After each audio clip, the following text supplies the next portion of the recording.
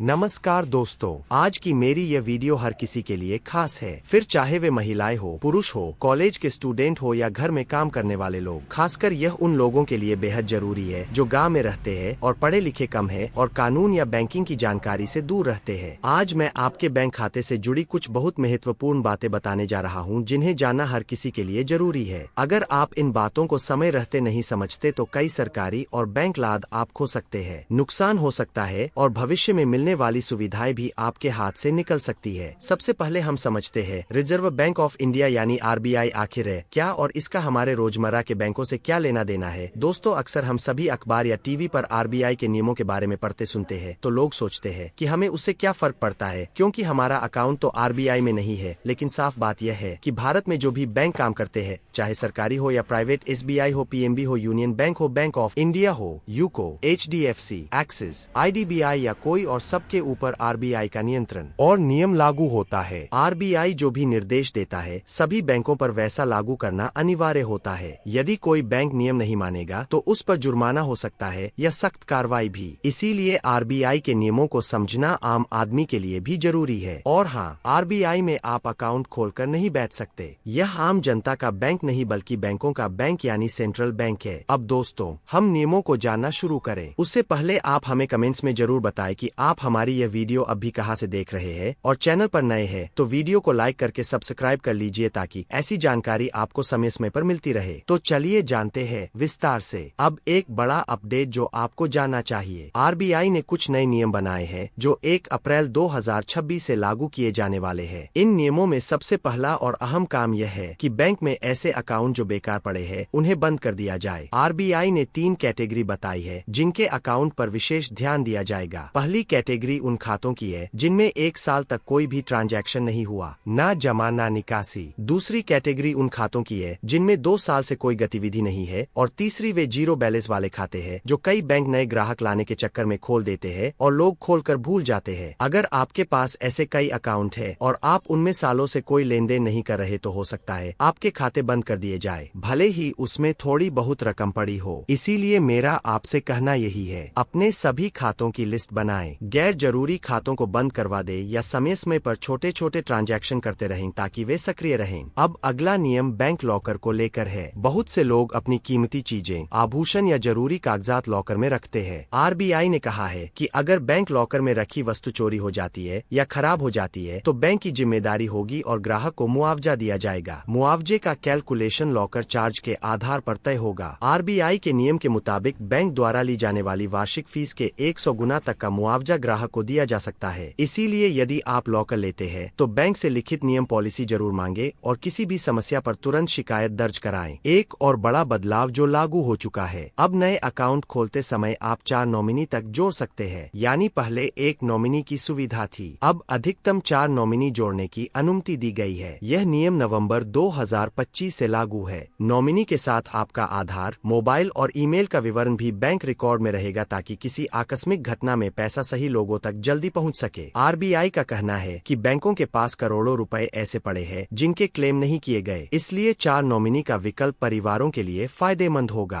अगर किसी की मृत्यु होती है और क्लेम प्रस्तुत किया जाता है तो बैंक को 15 दिनों के भीतर मामला निपटाना होगा और पैसे रिलीज करने होंगे। यह भी अब नियम का हिस्सा है। इसका मतलब यह है कि आपके परिजनों को पिता, माता, रिश्तेदार का जमा पैसा लेने में परेशानियों का सामना नहीं करना पड़ेगा। दोस्तों, इसके अलावा लोन यानी कर्ज संबंधित भी आरबीआई ने बड़े बदलाव किया है। अक्सर लोग लोन लेकर समय से पहले चुकाना चाहते हैं पर बैंक प्रीपेमेंट पर जुर्माना वसूल कर देता है। आरबीआई ने सुझाव दिया है कि यदि कोई लोन ग्राहक समय से पहले पूरी शेष राशि चुका दे तो उस पर पेनल्टी नहीं लगनी चाहिए, यानी प्रीपेमेंट पर दंड हटाया जाए। इससे जिन लोगों के पास अचानक धन आ जाए वे अपना लोन बिना अतिरिक्त बोझ के चुका सकेंगे। यह बदलाव भी 2026 से प्रभावी होने की दिशा में है और इस पर सार्वजनिक राय भी ली गई है। यदि यह लागू हुआ तो कर्ज मुक्त होना आसान होगा और लोग बैंकों के खिलाफ कई तरह की मनमानी फी से बच सकेंगे। दोस्तों, साथ ही सीनियर सिटीजन यानी 70 साल और उससे ऊपर के नागरिकों के लिए भी आरबीआई और बैंकों के बीच कई सुविधाएं प्रस्तावित है। बुजुर्गों को बैंक में लंबी कतारों में नहीं खड़ा होना पड़ेगा। बैंक उनकी सुविधा के अनुसार होम सर्विस या मोबाइल बैंकिंग सुविधा दे सकते हैं। बैंक कर्मचारी उनकी जरूरत के हिसाब से घर पर जाकर पेंशन जमा निकासी जैसी सुविधाएं भी देंगे। यह बुजुर्गों के लिए बहुत बड़ी राहत होगी और 2026 से इस तरह की सेवाएं तेजी से मिलने लगेंगी। और दोस्तों, एक बड़ा भ्रम जो लोगों में फैला रहता है वह नोटों को लेकर है। कुछ लोगों ने कहा कि 500 रुपए के नोट बदल दिए जाएंगे या बंद कर दिए जाएंगे, या पुराने छोटे नोट जैसे 1 रुपया, 2 रुपए, 5 रुपए चलना बंद हो गए हैं। सभी यह अफवाहें हैं। आरबीआई ने साफ कहा है कि अभी कोई भी 500 रुपए का नोट बंद होने वाला नहीं है, और पुराने नोट जब तक आरबीआई द्वारा आधिकारिक तौर पर बंद नहीं करने का आदेश नहीं आता वैध ही माने जाएंगे। इसलिए ऐसी अफवाहों पर बिल्कुल भी भरोसा मत कीजिए, और नोट या बैंक से जुड़ी किसी भी खबर के लिए आरबीआई की आधिकारिक वेबसाइट देखें, वही सबसे भरोसेमंद स्रोत है। दोस्तों, एटीएम से पैसे निकलने को लेकर भी आरबीआई ने निर्देश दिए हैं कि छोटे नोटों की उपलब्धता बढ़ाई जाए। कई बार एटीएम से बड़े नोट ही आते हैं और दुकानदारों को छोटे नोट नहीं मिलते। इस समस्या को दूर करने के लिए बैंकों को निर्देश है कि एटीएम में कम से कम 75% छोटे नोट रखे, ताकि आपको 100 रुपए, 200 रुपए, 50 रुपए आदि नोट मिले और रोजमर्रा के काम सुगमता से हो। दोस्तों, एक और बहुत जरूरी बात, आजकल फोन, मैसेज या लिंक के जरिए लोगों के खाते खाली हो जाते हैं। यह नई चीज नहीं रही। आरबीआई ने इस बात पर कड़ा रुख अपनाया है। यदि आपके खाते से किसी तरह पैसा चोरी हो गया है तो आपको 3 दिन के भीतर अपने बैंक को लिखित रूप में सूचना देनी होगी। यह सूचना आप बैंक जाए तो आवेदन देकर दे या ऑनलाइन ईमेल कस्टमर पोर्टल से भेज दे। पर ध्यान रहे, केवल मौखिक शिकायत से काम नहीं चलेगा। गांव के लोगों को यह चीज समझनी जरूरी है। बैंक में जाकर शिकायत करते समय आप आवेदन की 2 कॉपियां जरूर बनवाइए और बैंक से स्टैंप लगवाकर 1 कॉपी अपने पास रखें। साथ ही साइबर अपराध की शिकायत करने के लिए एक राष्ट्रीय हेल्पलाइन भी है, 10,930। अगर आपके साथ कोई ऑनलाइन फ्रॉड हुआ है, मोबाइल से जुड़ा अपराध हुआ है या किसी ने आपके बैंक अकाउंट से धन निकाला है, तो तुरंत 1930 पर कॉल करके घटना दर्ज कराइए और वही दिए गए निर्देशों के अनुसार आगे बढ़िए। दोस्तों, आरबीआई और सरकार का यह कदम इसलिए है ताकि बैंकिंग अधिक पारदर्शी, सुरक्षित और लोगों के लिए आसान बन सके, खासकर गांवों और पिछड़े इलाकों में रहने वालों के लिए। इन नियमों को समझकर आप अपने अधिकारों की रक्षा कर सकते हैं और परेशानियों से बच सकते हैं। अगर आपको यह जानकारी उपयोगी लगी हो तो वीडियो को लाइक कीजिए, शेयर कीजिए और नीचे कमेंट करके बताइए कि क्या इन नियमों से आम जनता को फायदा होगा।